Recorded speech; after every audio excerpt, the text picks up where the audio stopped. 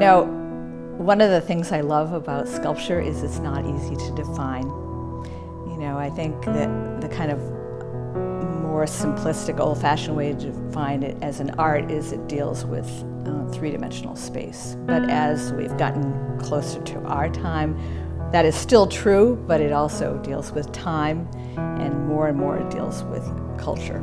Human beings, when we left the caves and we went on walks, we picked up rocks and we brought those back to the cave, and they told us something about that journey that we went on. And I think as sculptors, we all do that. We are not painters, we do not play flutes. We go on walks and we pick up big boulders because they tell us something about where we've been and who we are. The beauty of sculpture is precisely that you don't express it in words. Sculpture is dynamic in that it has this kinesthetic thing. Just as a viewer, I get to walk around it, I get to interact with it in a physical way, whether I can touch it or not. But that really speaks to me as a viewer. It's a different experience than just looking at something. It's this kind of dance that you get to have with the sculptures.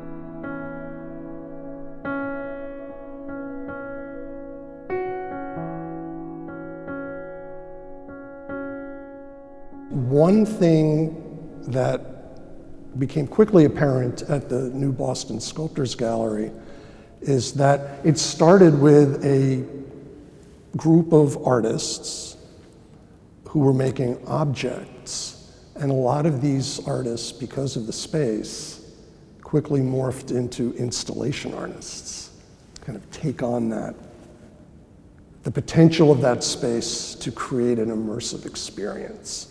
And that was very exciting. The traditional Boston sculpture is figurative. So, you know, Boston University dominated in some way. And there was Harold Tovish, Mariana Pineda, Lloyd Lilly.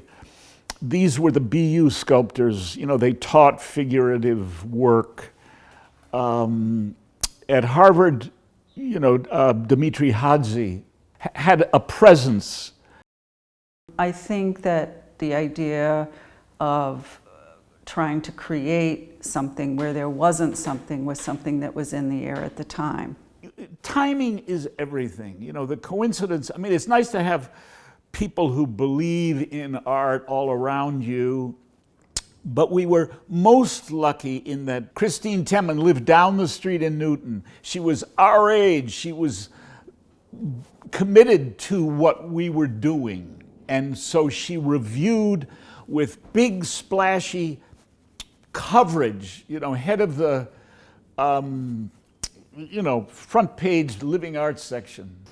I'm sure you've heard this before, but the Boston Sculptors Gallery is like a landmark space for sculpture in the city of Boston. And, it's an artist-run collective, which I think probably to the casual viewer doesn't mean anything, but it's 36 plus owners of the business that have to make decisions collectively. And it also gives them total autonomy over their work, which is an incredible opportunity for the artists, and it makes it very different than any other gallery. I think what makes us different is the idea of the presentation of solo bodies of work. So I think certainly for mid-career artists, that presentation and that seriousness with which you can approach your work and develop mature bodies of work is the signature of the gallery. The gallery is not only a place to come see art, it's a living organism. You know, if you come into the gallery once every 5 weeks, you'll see something different. But it also is just this wonderful collection of personalities. The artist is the one who decides what goes in their show, where it's installed, you know, what the price of it is. And so there's this incredible freedom, I think, that the artists have at Boston Sculptors, which you wouldn't find in one of the more traditional commercial galleries. The Boston Sculptors Gallery is both a physical gallery where work is sold, and it is also a collective, a shared experience. Boston Sculptors was a completely radical act of artists organizing, so they could not only create their work in really special environments, but end up creating things for the greater Boston public, for people in Massachusetts internationally, to make some really significant exhibitions and shows and artworks that really mattered. There had been a very strong gallery scene kind of on Newbury Street, but anybody who's a gallerist, and this is part of the why Boston Sculptors formed, because we all know that it's easier to put a painting on a wall. So how do you take 16 artists with very disparate visions to create a coherent space that can function and be reliable, and significantly produce at that point 8 stunning shows a year? Like, that is something that curatorial staffs have a museum director, they have 3 curators, and they have 4 exhibit assistants, you know, and we were doing that all ourselves. I started writing my galleries column in January of 1996. And Christine Temmen was the staff art critic, and she lived in Newton. And she said, oh, there's this great gallery, this Boston Sculptors Gallery, which was in the Chapel Gallery. And she said, on the one hand, she said, you have to go there, because I was covering galleries, right? And on the other hand, she said, I love it so much that I'm going to be writing about a lot of the shows there, so you don't get to do it. But I remember going and seeing some of those early shows there and just being blown away. I mean, it's the space. Sculptors are so good with using the space, and that was certainly the case at the Chapel Gallery. I think in the early 90s, when the Boston Sculptors Gallery was founded, the kind of sculpture scene here was a little less formed, let's say, than the painting scene or the photography scene. I mean, Boston for many decades had really been a painting and photography kind of town, primarily because of the persistence of the pedagogy of the Boston Expressionists at the Museum School, at Mass College of Art, at Brandeis, Boston University. And then on the photography side, we had MIT and Polaroid. So these were the big engines for the art world in Boston since, say, 1950. And so sculpture was nowhere near as cohesive.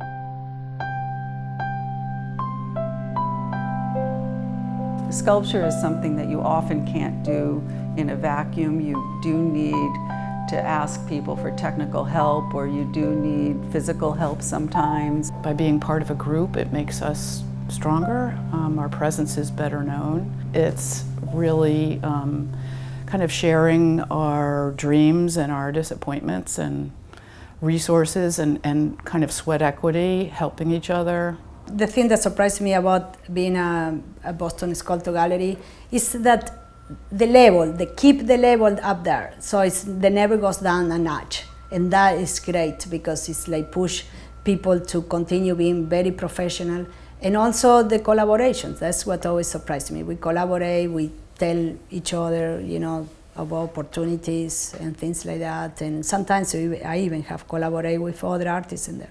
At our meetings, long table, styrofoam cups of coffee.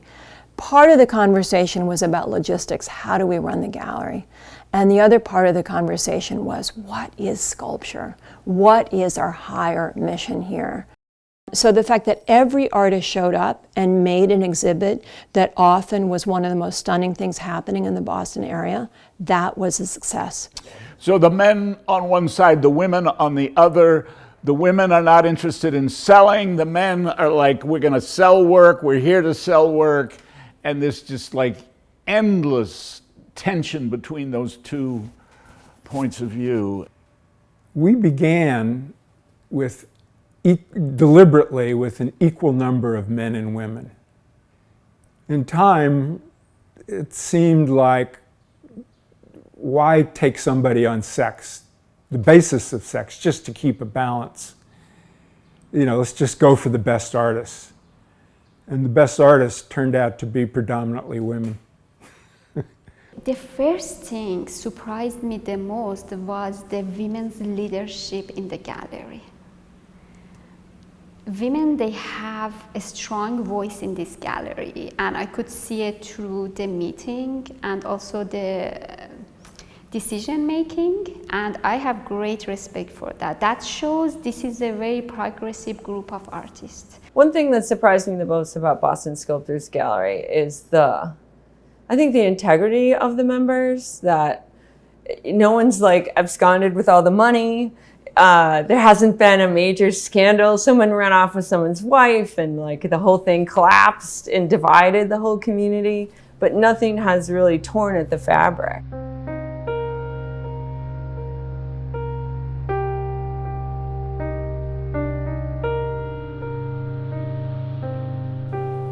Well, we were running into friction with the church, which I would say was our fault.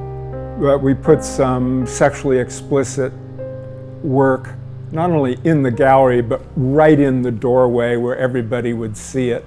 You know, we weren't respectful of them. So that relationship was coming to an end. Anyway, we took it on the chin for her because, you know, we're not going to be censored and have, anyway. That was the hard part. Joe Wheelwright and Leslie Wilcox had studios down in that area on Harrison and Washington and behind, and they knew about the development, so they encouraged us to do that, since there were already a couple of galleries there that had moved from Newbury Street, so it seemed it was starting to take hold. Before it became SOA, it was just the South End, and it was a really great community of artists. It was a lot rougher then, but I'd say by the time Boston Sculptors moved here, it was starting to get a little bit glitzier. Like more developers were coming in, seeing that we had a good thing going here, and more galleries decided to move here.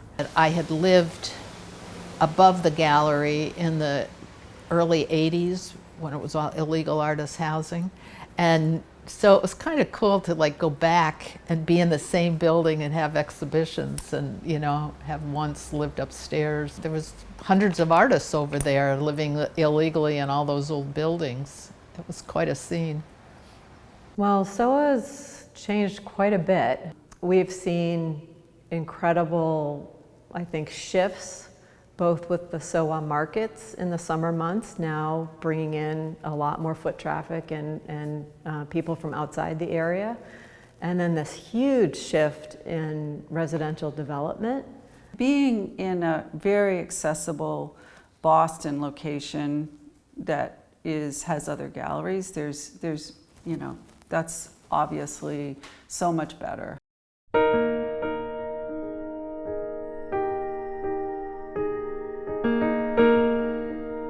So I think that the Boston Sculptors Gallery and a few other institutions were important in supporting sculpture. One of those institutions was de Cordova, because it had a sculpture park, and showed a lot of outdoor work and indoor work by members of the Boston Sculptors Gallery and other Boston sculptors. You know, I think the dialogue has changed somewhat. Maybe, you know, we've seen places like the Greenway kind of mature and hit their stride with temporary public art. So I think as people experience sculpture on a more pedestrian level, if you will, I think there's an increased comfort with just being able to talk about it. I think in the last 2 years, though, we've clearly seen a far more sophisticated and urgent conversation around sculpture in particular and sculpture in public places, right? And realizing that public places aren't neutral and who gets to decide what gets to be shown. We're at a moment where the conversation is really accelerated and changed about sculpture in particular. I think Mags Harry's pieces are really inspiring. The Ben's Tower that's up on Mission Hill is just a very sweet, illuminated piece in Haymarket. It's modeled after the Greek banquets when people used to eat and throw stuff on the ground and everything. And she worked with the Haymarket vendors. So she cast food, bronze, and set it into the street. So it's still there. But it's just a great piece. In the past 10 years, with the emergence of things like the Rose Kennedy Greenway and nonprofits like Now and There, there's a real efflorescence of public art in Boston, which has changed the sculpture scene. The other thing that I've seen Boston sculptors do is really start to go out and curate shows elsewhere. I feel like every time I turn around, Boston Sculptors has a show off somewhere else. And that is unlike any other, really unlike any other gallery in Boston.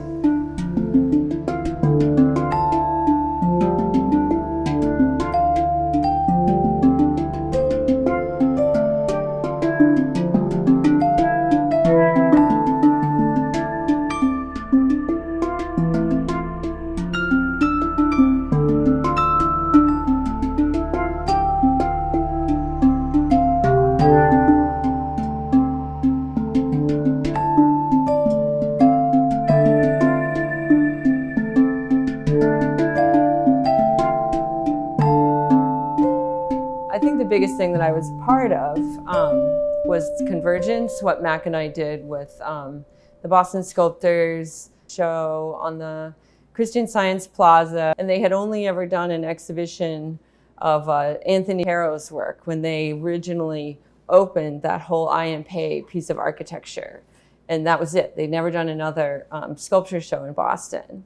But Mac remembered it and was like, if they did it once, like, you know, maybe they'll be open. And it was just, again, timing. You know, it was for them being seen as this elite institution, having this really embrace of what they considered these local sculptors, made them look very community friendly and community minded.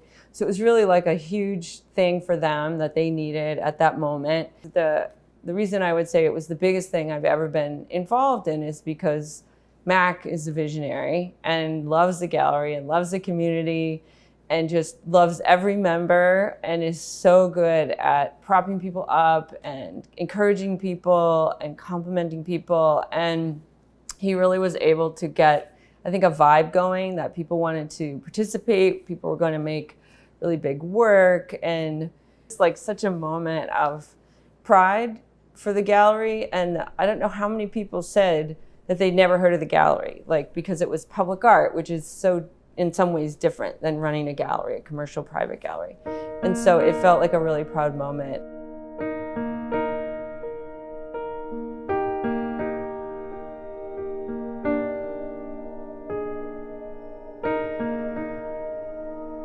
The Paris Exchange was fun because out of the few dozen members, almost everybody went to Paris.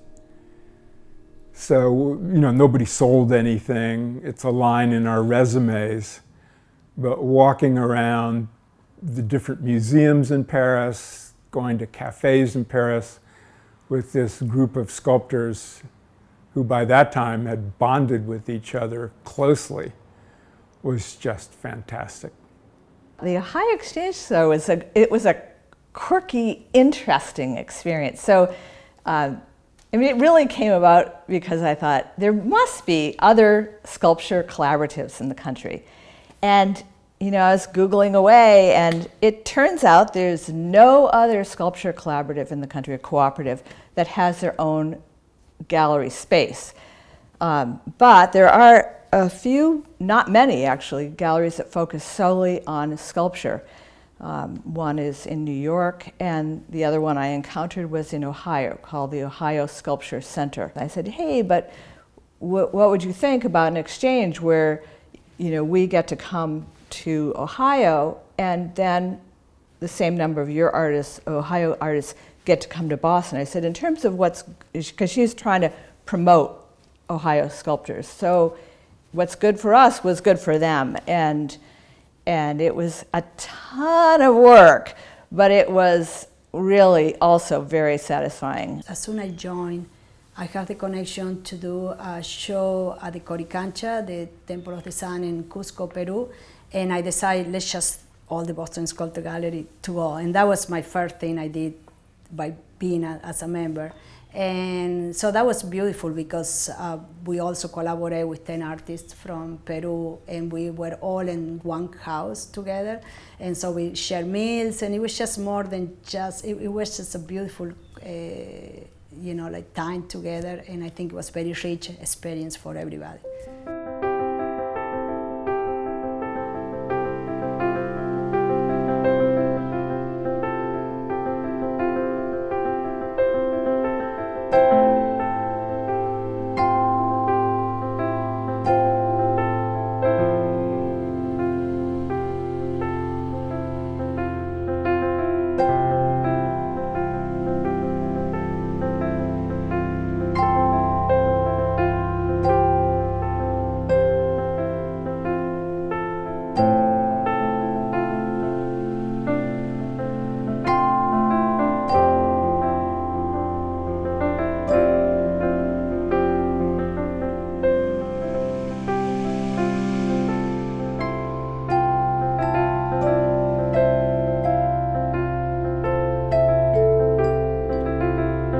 You know, in the future, I would like to see Boston Sculptors be more reflective of the diverse communities that live there. I mean, that's something that is so visibly missing for me. I go to openings in other cities, and the artists are very diverse. The people who are in the gallery are very diverse. There are more and more organizations who are, which are focusing on diversity and trying to bridge between community and artists and bring new voices here, like what we do here also with Launchpad Committee, with Diversity Committee. I mean, I can see the start of bringing diversity, and this means a lot to me as an immigrant. I'm hoping that we'll be a more diverse body of sculptors, and even with more different kinds of work that's considered sculpture. And when I joined, I think there was some movement towards getting away from the very traditional view of what sculpture should be, and we have changed and evolved during the time that I've been with Boston Sculptors. So that's kind of what I'm envisioning, that, you know, we get more younger artists, and they're going to kind of propel us forward to something we don't know about yet. How I bring diversity into my work, it's through my material, it's through my theme, genre, it's through myself, just me as an immigrant, as an Iranian, as a person of color, and as a woman to have exhibited my work in Boston Sculptors Gallery. That's diversity.